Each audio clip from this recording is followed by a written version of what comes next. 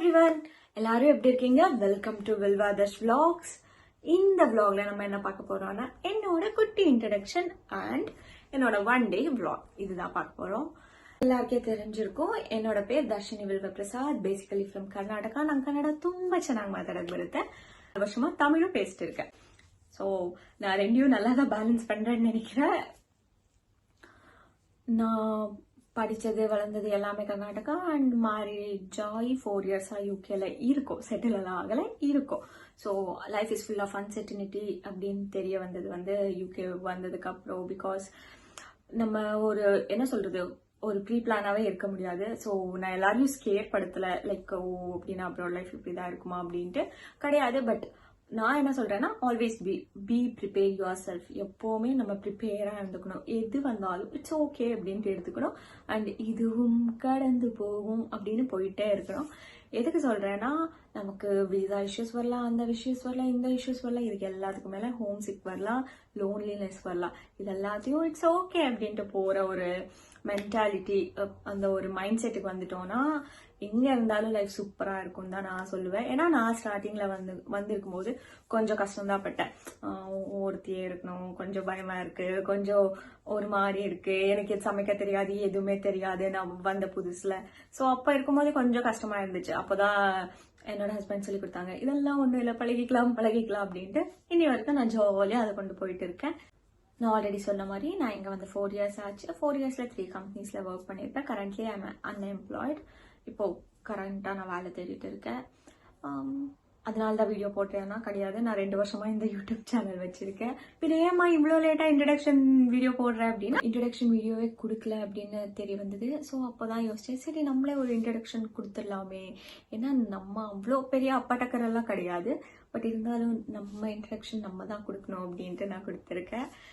And life ஜாலியாக தான் இருக்கு. நான் ஏன் யூடியூப் சேனல் ஆரம்பிச்சேன் அப்படின்னு நீங்கள் யாராச்சும் கேட்டிங்கன்னா, இட்ஸ் ஓன்லி பிகாஸ் எனக்கு என்ன தோணுச்சுன்னா, நான் நிறைய ஃபோன் பேசும்போது இங்கே டைம் ஜோன் டிஃப்ரெண்ட் அண்ட் எல்லாமே கொஞ்சம் கொஞ்சம் டிஃப்ரெண்ட்டாக இருக்கும்ல. இதெல்லாம் டிஃப்ரெண்ட்டாக இருக்குது, இங்கே எல்லாமே கிடைக்குமா அப்படின்ட்டு தான் பாட்டிங்க கேட்பாங்க. இங்கே எல்லா காய்கறியும் கிடைக்குமா அப்படின்ட்டு. இப்போ எல்லார் கையிலையும் ஃபோன் இருக்கேன், நான் என்ன பண்றேன், எதெல்லாம் சமைக்கிறேன், இதெல்லாம் இங்க கிடைக்குது அப்படின்ட்டு அவங்களும் பார்ப்பாங்க. அந்த ஒரு ஜாலினஸ் இருக்கும். ஏன்னா நம்ம சின்ன வயசுல இருக்கும்போது யோசிப்போம், ஓகே ஃபாரின் எப்படி இருக்கும் அப்படின்ட்டு, எனக்கு ஓகே லண்டன் எப்படி இருக்கும் அப்படின்ட்டு. பட் இப்போ எல்லார் கையிலும் ஃபோன் இருக்கு, ஸோ நம்மளே காட்டலாமே அப்படின்ட்டு தான் நான் யூடியூப் சேனலை ஆரம்பிச்சேன். அதுதான் என்னோட இன்ட்ராக்ஷன். ஸோ இதுக்கு நெக்ஸ்ட் நான் 1 ஹோல் டே என்னெல்லாம் பண்ணேன் அப்படின்றத பார்க்கலாம். கூடவே நான் இன்னைக்கு ஒரு ரெசிபி சொல்லியிருக்கேன். மறக்காம ஸ்கிப் பண்ணாம ஃபுல் வீடியோவை பாருங்க. இப்போ வீடியோக்குள்ள போகலாமா? வீக்கெண்ட்னாலே லஞ்ச் பெருசாக பண்ணி சாப்பிட்றது தான் நான் வழக்கமாக வச்சுருக்கேன். ஸோ இன்றைக்கி என்ன பண்ணலாம் அப்படின்னு யோசிக்கும்போது தான் ஃப்ரெண்டு பாட்லாக் பண்ணலாமா அப்படின்னு கேட்டாங்க. ஓகே அப்படின்ட்டு நான் கேப்சிகம் சால்னா பண்ணி எடுத்துகிட்டு வரேன் அப்படின்ட்டு கேப்சிகம் சால்னா பண்ணியிருந்தேன். ரொம்ப சூப்பராக வந்திருந்தது. எப்போவுமே பிரியாணிக்கு மிர்ச்சி சால்னா தான் சாப்பிட்டு பழகிருப்போம். நான் கொஞ்சம் புதுசாக ட்ரை பண்ணலாமே, மிர்ச்சி வேண்டாம் அப்படின்ட்டு கேப்சிகம் சால்னா ட்ரை பண்ணேன். அண்டு டொமேட்டோ இல்லாமல் கர்ட் போட்டு பண்ணேன். ரொம்ப டிஃப்ரெண்ட் டேஸ்ட்டில் செம்ம டேஸ்ட்டாக இருந்துச்சு. ஆனால் என்ன, ஒரு 2-3 பேஸ்ட் அரைக்கிற மாதிரி இருக்கும். அது கொஞ்சம் வேலை தான், அதை தாண்டி வேறு லெவலில் இருந்துச்சு. அண்ட் குக்கரில் பண்ணுறதுனால நமக்கு சக்குன்னு வேலை ஆகிடும். ஸோ பிரியாணியோட சூப்பரான காம்பினேஷன். இன்றைக்கி பாட்லாக் லஞ்சில் என்னெல்லாம் இருந்துச்சுன்னு பார்க்கலாமா? பாப்பட், கர்ட், பிரியாணி, சால்னா அண்ட் பக்கோடை. சூப்பராக இருந்துச்சு. ஆனியன் பக்கோடி போட்டிருந்தாங்க, வேறு லெவலில் இருந்துச்சு. ரைத்தா, பாப்பட் எல்லாமே வச்சு சாப்பிடும்போது ஒரு ஃபுல் சூப்பர் மீல் மாதிரி எனக்கு தோணுச்சு. டயட்டு நீ ஏன் டயட்லாம் போயிடுச்சான்னா, ஆமாம், ஏப்ரல் 1ஆம் தேதியிலேருந்து விட்டுட்டேன் அப்படின்னு சொல்லலாம். பட் எதுக்கு பாட்லாக் அப்படின்னு பார்த்தீங்கன்னா, இன்றைக்கி நாங்கள் எல்லோரும் சேர்ந்து 108 லாடு பண்ண போகிறோம். லாடுனாலே அது பெரிய ப்ராசஸ் தான். பட் 108ன்னும் போது இன்னும் கொஞ்சம் பெரிய ப்ராசஸ் தானே. ஏன்னா அது லார்ஜ் குவான்டிட்டி, அது இல்லாமல் அது கரெக்டாக பண்ணணும். அவ்வளோ பண்ணுறதுக்கு நம்மக்கிட்ட அவ்வளோ பெருசாக பாத்திரம் வேணும். இது எல்லாத்துக்கும் ஒரே சொல்யூஷன் யார்? எங்கள் ஃப்ரெண்டு சந்தியாக்கா. ஸோ அவங்க வீட்டில் நிறைய பெரிய பெரிய பாத்திரம்லாம் இருந்துச்சு. ஸோ அவங்க வீட்லேயே அவங்க தான் செஃப். அவங்க பண்ணாங்க, நாங்கள்லாம் சும்மா அவங்க சொல்கிறத பண்ணோம், அவ்வளோதான் மேட்டர். இப்போ லாடு எப்படி பண்ணுறதுன்னு பார்க்கலாமா? இதுக்கு நாங்கள் எடுத்திருந்த இன்க்ரீடியன்ட்ஸ் என்னென்னா, 2 கிலோ கடலை மாவு, 4 கிலோ சுகர், கொஞ்சமாக ஏலக்காய், ஆஸ் யூஷுவல் கொஞ்சமாக நட்ஸ், 500 கிராம்ஸ் முந்திரி, ஒரு 300 கிராம்ஸ் ரெசின்ஸ் எடுத்திருந்தோம். துளியூண்டு உப்பு வேணா ஆட் பண்ணிக்கலாம். பச்சை கற்பூரம், இது வந்து பிரசாதம் கொடுக்கறதுனால பச்சை கற்பூரம் எடுத்திருந்தோம். இல்லைனா கம்ப்ளீட்லி ஆப்ஷனல், ஸ்கிப் பண்ணிக்கலாம். ஃபஸ்ட்டு 2 கிலோ கடலை மாவை பேட்சாக கரைச்சிக்கணும். இங்கே 1 கிலோ நாங்கள் ஃபஸ்ட்டு கரைச்சிட்டு திரும்பி இன்னொரு கிலோ கரைச்சோம்.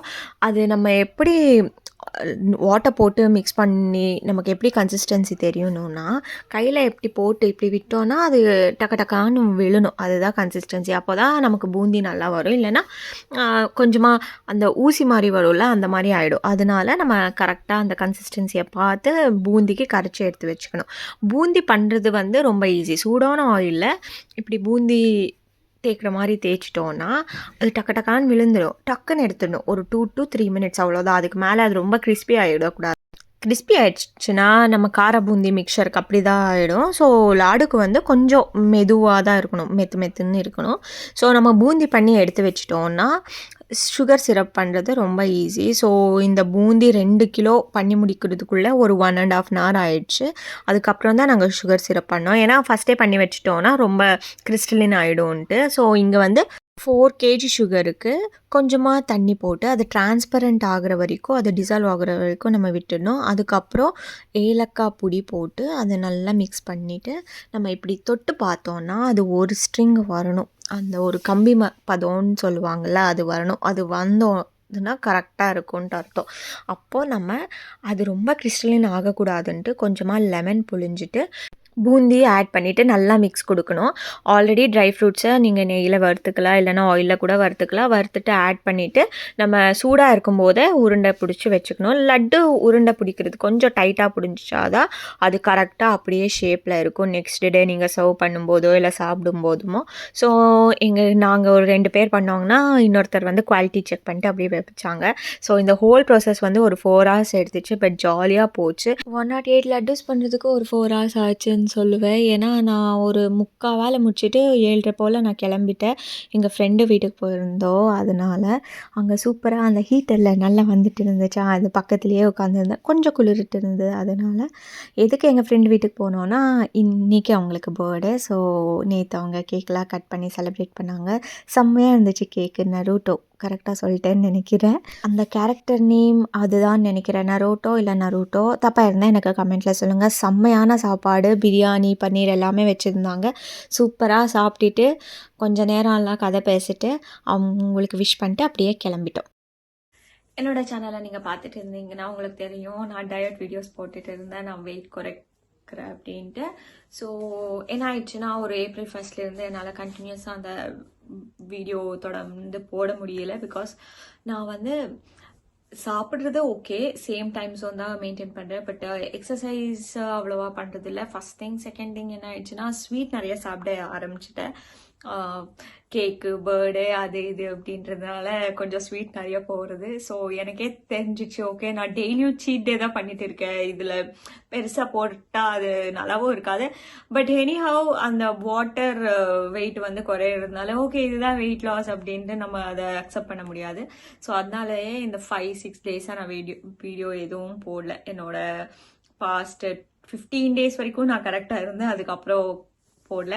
ஸோ யோசிச்சுக்கிட்டே இருக்கேன், ஓகே திரும்பியும் நம்ம வெயிட் லாஸ் பண்ணணும். கண்டிப்பாக நான் வெயிட் லாஸ் பண்ணுவேன். பட் அதுக்கான ஒரு பர்ஃபெக்டாக ப்ரிப்பேர் பண்ணிவிட்டு அதுக்கப்புறம் டயட்டை ஃபாலோ பண்ணி எப்படியெல்லாம் பண்ணோம் அப்படின்றது பண்ணலாமே அப்படின்னு யோசிச்சுட்டு இருந்தேன். இதுதான் என்னோட டயட் அப்டேட். ஏன்னா ஒரு 2 பேர் தான் மெசேஜ் பண்ணி கேட்டீங்க, அவங்களுக்காக நான் வீடியோவில் சொல்லியிருக்கேன். ஹோப்ஃபுல்லி இந்த ஹோல் வீடியோ உங்களுக்கு பிடிச்சிருக்குன்னு நினைக்கிறேன். பிடிச்சிருந்தா மறக்காமல் please subscribe to my channel, like பண்ணுங்கள், ஷேர் பண்ணுங்கள், கமெண்ட்டில் சொல்லுங்கள். தேங்க்யூ ஸோ மச் ஃபார் வாட்சிங். பாய்.